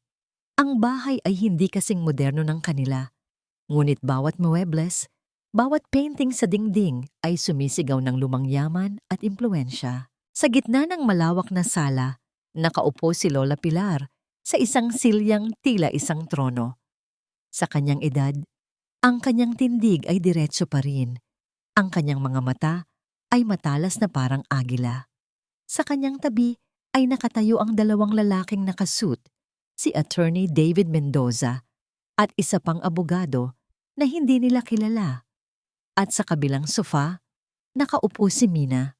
Nagulat sila sa itsura nito. Hindi ito ang babaeng umiiyak at kaawa-awa na kanilang inaasahan. Nakasuot ito ng isang eleganteng cream-colored dress. Ang kanyang buhok ay maayos. Ang kanyang mukha ay kalmado. Ngunit ang kanyang mga mata niya ay nagbago. Wala na ang lambot at pagpapasensya. Ang naroon ay isang malamig at matigas na determinasyon. Tumingin ito sa kanila na parang mga estranghero. Mabutit nakarating kayo, sabi ni Lola Pilar. Ang boses ay kalmado, ngunit may bigat na pumuno sa buong silid. Maupo kayo. Naupo sina Ricardo at Imelda. Pakiramdam nila ay biglang lumamig ang paligid. Hindi na ako magpapaligoy-ligoy pa, panimula ni Lola Pilar.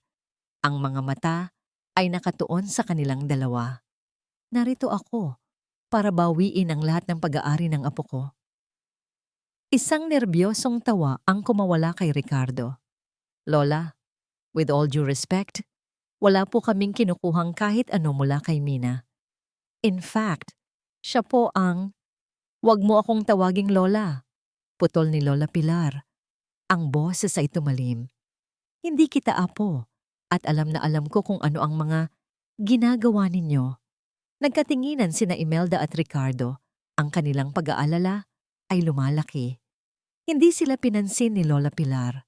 Bumaling ito kay Attorney Mendoza. Attorney, please proceed. Tumango ang abogado. Kumuha ito ng isang laptop at isang maliit na projector mula sa kanyang briefcase. Inilagay niya ito sa center table. Bago po tayo magpatuloy, sabi ni Attorney Mendoza, ang kanyang boses ay formal at walang emosyon. Mayroon lang kaming ilang bagay na nais ipakita sa inyo. Binuksan niya ang projector. Isang maliwanag na sinag ng ilaw ang tumama sa puting pader. At sa pader na yon, isang imahe ang lumitaw. Isang imahe na magiging simula ng kanilang pagbagsak. Ang unang larawang lumitaw sa pader ay isang spreadsheet. Isang komplikadong listahan ng mga numero, pangalan ng kumpanya, at mga petsa. Para sa isang ordinaryong tao, ito ay isang nakakalitong koleksyon ng data. Ngunit para kay Ricardo, ito ay isang death sentence. Ayon sa aming pagsisiyasat, Mr. De Leon, simula ni Attorney Mendoza, ang kanyang boses ay tila isang hukom na nagbabasa ng hatol. Ang De Leon Properties ay may utang na aabot sa 800 milyong piso sa iba't ibang mga bangko at pribadong nagpapautang. Sa katunayan, ang kumpanya ninyo ay nasa bingit ng bankruptcy sa loob ng nakalipas na 2 taon. Nanlaki ang mga mata ni Ricardo.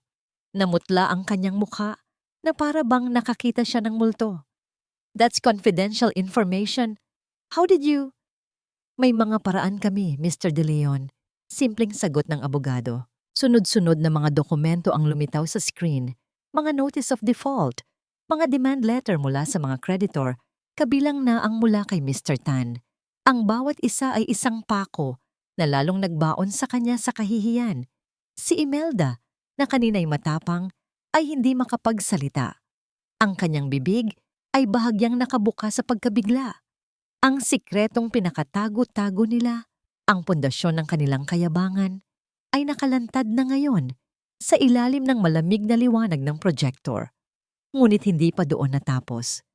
At dahil sa desperasyon na makahanap ng pondo, pagpapatuloy ni Attorney Mendoza habang pinapalitan ng slide, tila mayroon kayong ibang pinagkakagastusan.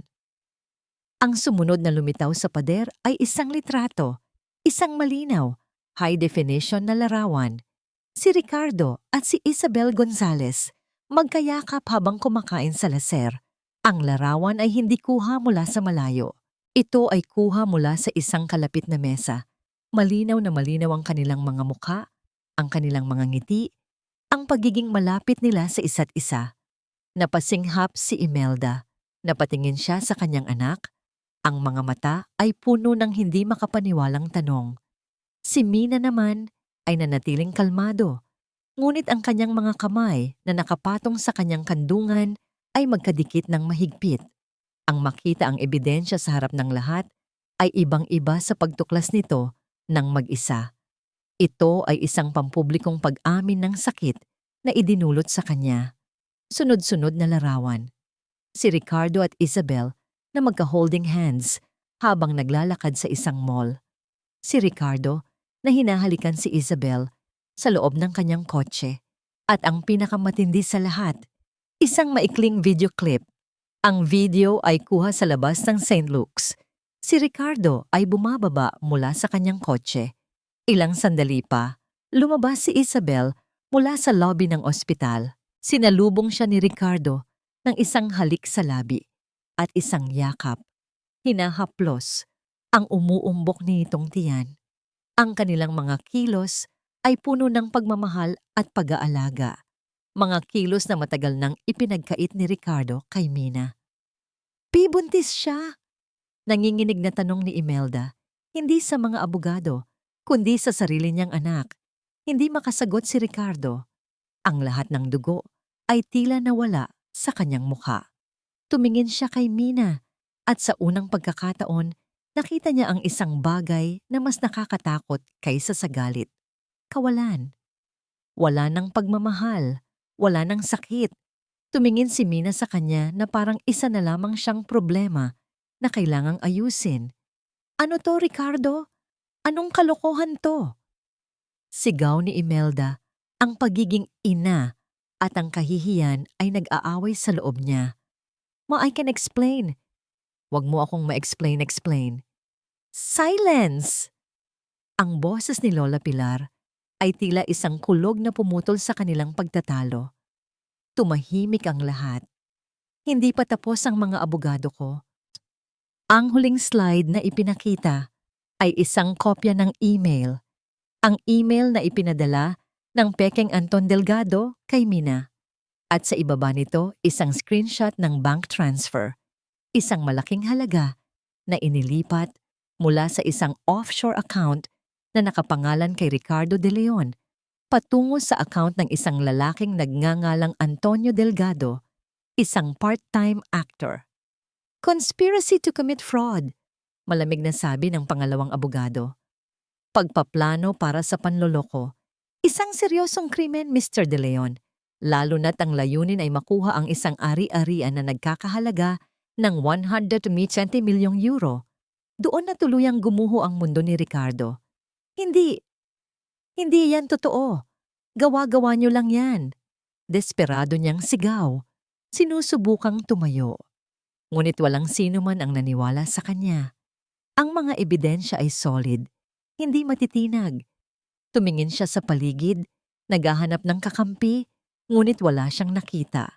Ang kanyang ina ay nakatingin sa kanya nang may pagkasuklam. Ang mga abogado ay nakatingin sa kanya na parang isang specimen sa ilalim ng mikroskopyo.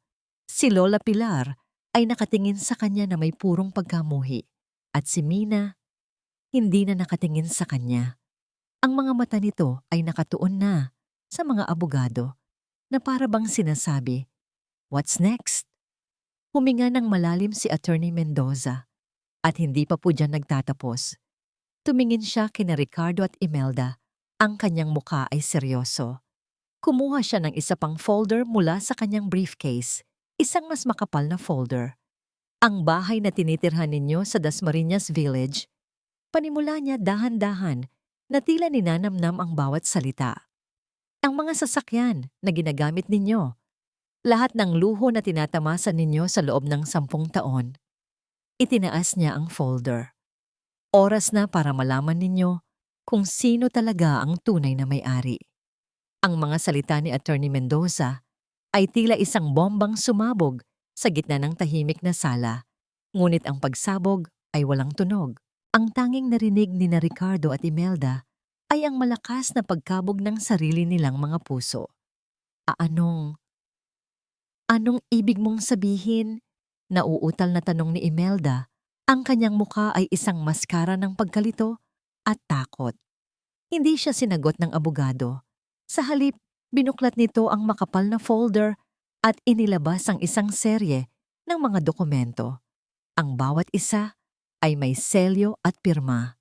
Inilatag niya ang mga ito sa ibabaw ng lamesa, isa-isa, na parang mga baraha sa isang larong matagal nang tapos. Ang deed of sale para sa bahay at lupa sa Dasmariñas Village, sabi ni Attorney Mendoza, itinuturo ang unang dokumento. Petsa, 10 taon at 1 buwan na ang nakalipas. Pangalan ng bumili, Pilar Alcantara. Pangalan kung kanino ipinangalan ng titulo, Carmina Reyes. Napatingin si Ricardo kay Mina. Ang kanyang bibig ay bahagyang nakabuka. Maging si Mina ay nagpakita ng bahagyang pagkagulat. Hindi niya rin alam ito. Ang mga rehistro ng 3 sasakyan, 2 sedan at 1 SUV. Pagpapatuloy ng abogado, inilalatag ang mga sumunod na papel. Binili at binayaran ng buo ni Ginang Alcantara. Lahat ay nakapangalan kay Carmina Reyes de Leon bilang regalo sa kanyang kasal. Ang mga share certificate para sa exclusive membership sa country club na madalas ninyong puntahan, nakapangalan din sa kanya. Bawat dokumento ay isang sampal. Bawat salita ay isang patalim. Hindi yan maaari. Sigaw ni Imelda, tumatayo. Ang kanyang pagiging kalmado ay tuluyan ng gumuho. Kami ang De Leon. Matagal na sa amin ang bahay na yan. Pamana yan ng asawa ko. Isang pamanang naisanla ninyo at muntik ng marimata ng bangko. Malamig na sagot ni Lola Pilar. Nagsasalita sa unang pagkakataon, matapos ang mahabang katahimikan. Bago pa man pumayag si Mina, napakasalan ng anak mo, Ricardo. Nag-imbestiga na ako. Nalaman ko ang tungkol sa pagkalugi ng inyong negosyo. Nalaman ko na ang lahat ng ipinapakita ninyong yaman ay isa lamang palabas. Tumingin si Lola Pilar sa kanyang apo at sa pagkakataong ito, ang kanyang mga mata ay lumambot. Ayokong maghirap ang apo ko. Kaya binili ko ang bahay ninyo nang hindi ninyo nalalaman. Binili ko ang lahat ng magbibigay sa kanya ng komportableng buhay. Ibinigay ko sa kanya ang lahat ng yan bilang mana at bilang isang pagsubok. Bumaling siyang muli kina Ricardo at Imelda. At ang lamig ay bumalik sa kanyang tingin. Hinayaan ko kayong manirahan doon. Hinayaan ko kayong gamitin ang mga sasakyan.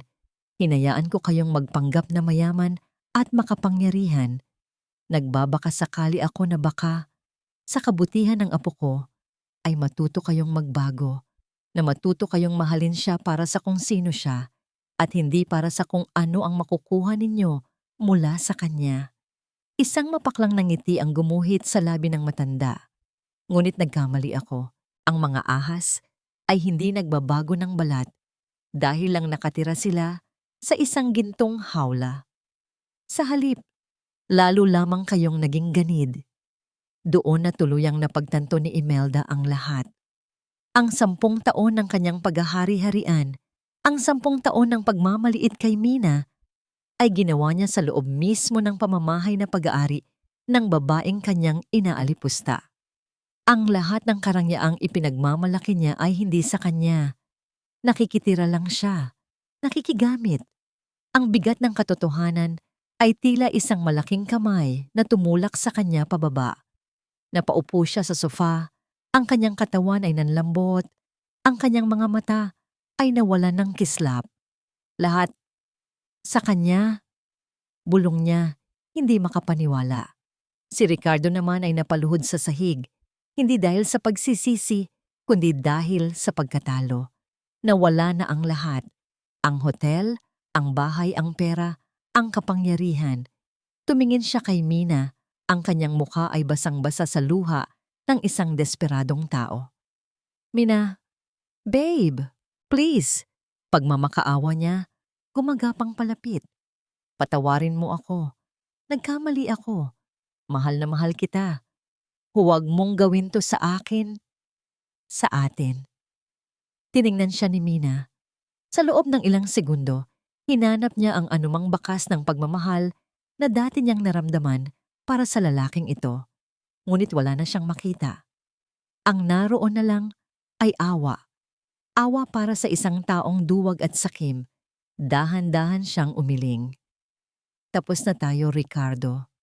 Bumaling siya kay Lola Pilar. Lola, maraming salamat po. Sa lahat-lahat. Ngumiti si Lola Pilar. Natutunan mo na ang leksyon, apo. Yan ang pinakamahalaga. Ngayon, oras na para mamuhay para sa sarili mo. Sa sandaling iyon, bumukas ang pinto ng sala at pumasok ang 2 unipormadong pulis kasama ang pangalawang abogado. Ang kanilang presensya ay nagdulot ng isang bagong antas ng takot sa silid. Mr. Ricardo de Leon, sabi ng isa sa mga pulis, ang boses ay formal at walang awa. Inaaresto ka namin sa salang attempted fraud at conspiracy. May karapatan kang manahimik. Habang binabasa ng pulis ang kanyang mga karapatan, ang mga mata ni Ricardo ay nanatiling nakatitig kay Mina, puno ng pagkabigla at hindi makapaniwalang sakit. Tila sa huling sandaling iyon, umaasa pa rin siyang ililigtas siya nito. Ngunit hindi gumalaw si Mina. Inilabas ng pulis ang posas, ang tunog ng pag-click ng metal habang isinasara ito sa mga pulso ni Ricardo ay tila isang hudyat. Ito na ang katapusan ng isang kabanata ng kanyang buhay, isang kabanatang puno ng sakit, panlilinlang at pagtitiis. At habang inilalabas ng mga pulis si Ricardo mula sa silid, isang huling tingin ang ibinigay nito kay Mina. Isang tingin na puno ng pagsisisi, galit at tuluyang pagkawala. Ngunit si Mina ay hindi na apektado. Ang tinitingnan niya ay hindi ang lalaking minahal niya, kundi ang lalaking kailangan niyang kalimutan para mabuhay muli. Lumipas ang 6 na buwan. Ang hangin sa El Nido ay may dalang amoy ng alat at kalayaan. Ito ang hanging nilalanghap ni Carmina Reyes araw-araw.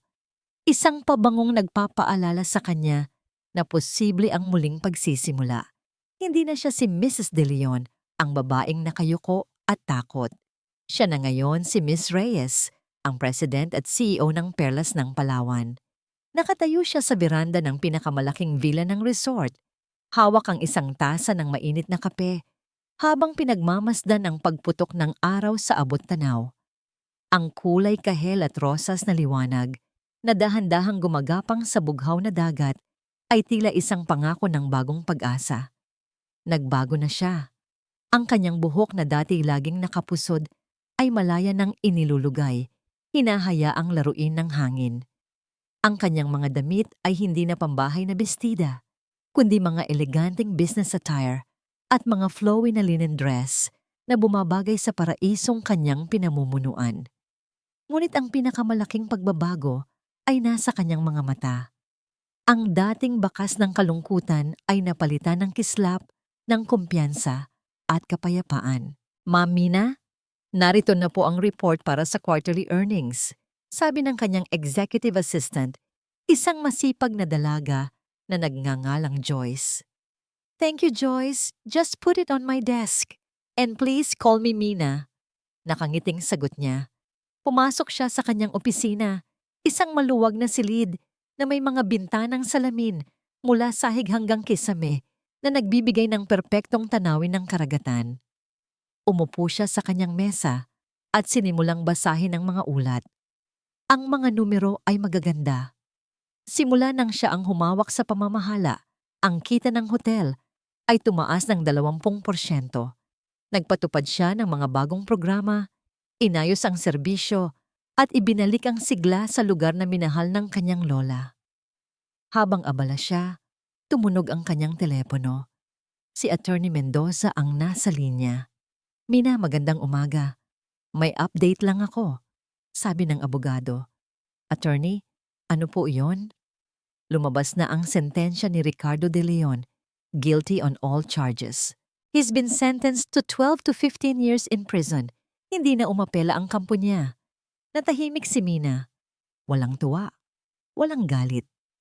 Ang naramdaman lang niya ay isang tahimik na pagtanggap, isang pagsasara ng isang pinto na matagal nang dapat isara. Salamat po sa balita, attorney. Tungkol naman kay Imelda De Leon, pagpapatuloy ng abogado, napilitan siyang ibenta ang lahat ng natitira niyang alahas para makabayad sa mga utang. Nakatira na lang siya ngayon sa isang maliit na apartment sa Quezon City. At si Isabel Gonzalez, nanganak na. Ngunit bumalik na sa probinsya. Walang natanggap na suporta mula sa pamilya De Leon. Tumango si Mina. Ang batas ng karma ay gumiling ng mabagal, ngunit Pino. Hindi niya kailangang gumanti. Ang kanilang mga kasakiman ang siyang nagparusa sa kanila. Ilang araw ang nakalipas, nakatanggap siya ng isang sulat sa mail. Mula ito kay Imelda. Nanginginig ang sulat kamay nito. Puno ng mga bura. Isang mahabang liham ng pagsisisi at paghingi ng tawad. Tinanong nito kung pwede ba siyang bisitahin. Binasa ni Mina ang sulat mula simula hanggang dulo. Pagkatapos, dahan-dahan niya itong tiniklop at inilagay sa loob ng isang kahon kasama ng iba pang mga alaala ng kanyang nakaraan. Pinatawad na niya sila, hindi para sa kanila, kundi para sa sarili niya. Ngunit ang pagpapatawad ay hindi nangangahulugan ng pagbabalik. Ang ilang sugat ay mas mabuting hayaan na lang maghilom ng mag-isa. Nang gabing iyon, naglakad-lakad si Mina sa dalampasigan. Ang kanyang mga paa ay lumulubog sa malamig at basang buhangin. Ang buwan ay bilog at maliwanag. Ang sinag nito ay gumuguhit ng pilak na landas sa ibabaw ng dagat. Napatingala siya sa kalangitan na puno ng bituin. Naalala niya ang babaeng minsay naglilinis ng sahig at umiiyak ng tahimik. Ang babaeng iyon ay parang isang malayong panaginip na lamang. Ngayon, siya na ang nagmamay-ari ng kanyang mundo. Hindi dahil sa hotel o sa pera, kundi dahil sa wakas, natagpuan na niya ang kanyang tunay na halaga. Ang kanyang lakas ay hindi nagmula sa yaman na kanyang minana, kundi sa mga luhang kanyang iniyak, sa mga sakit na kanyang tiniis, at sa tapang na bumangon mula sa pagkawasak. Huminga siya ng malalim. Pinuno ang kanyang baga ng hangin ng kapayapaan. Hindi niya alam kung ano ang naghihintay sa kanya sa hinaharap. Baka sakaling makatagpo siyang muli ng pag-ibig. Baka sakaling manatili siyang mag-isa. Ngunit sa unang pagkakataon sa kanyang buhay, hindi na siya natatakot dahil ang Perlas ng Palawan ay hindi lamang isang hotel. Ito ay siya, isang hiyas na dumaan sa matinding pressure at init para lumabas ang tunay na kinang. Ngumiti siya, isang tunay at payapang hiyamang ngiti. Habang ang mga alon ay marahang humahalik sa kanyang mga paa, na tila bumubulong ng isang walang hanggang pangako ng pag-asa. Sa pagtatapos ng kwento ni Carmina, malinaw na ang taong minamaliit ay maaaring maging pinakamalakas kapag natutunan niyang pahalagahan ang sarili. Ang pagbunyag ng kasakiman ni Ricardo at Imelda ay hindi lamang parusa sa panlilinlang, kundi patunay na ang katotohanan ay laging may lakas na magwagi. Sa tulong ng kanyang lola at ng matitibay na ebidensyang legal, pinili ni Carmina ang isang paghihiganting may dignidad, walang sigaw, walang gulo, ngunit may hustisya. Hindi ito kwento ng kayamanan lamang, kundi ng muling pagkilala sa sariling halaga. Kapag ang isang babae ay tumigil sa pagtanggap ng pagyurak, nagsisimula ang tunay na kalayaan. Sa pagbabalik niya sa Palawan, natagpuan ni Carmina ang kapayapaan at bagong simula, malayo sa huwad na karangyaan, malapit sa sarili. Kayo, mga kaibigan, ano ang aral na naiwan sa inyo? Paano ninyo ipagtatanggol ang sarili kapag minamaliit kayo? Kung kayo si Carmina, pipiliin ba ninyo ang katahimikan o ang marangal na pagtindig? At kumusta kayo ngayon? May mga laban ba kayong tahimik na hinaharap? Nandito kami para makinig at umalalay sa inyo.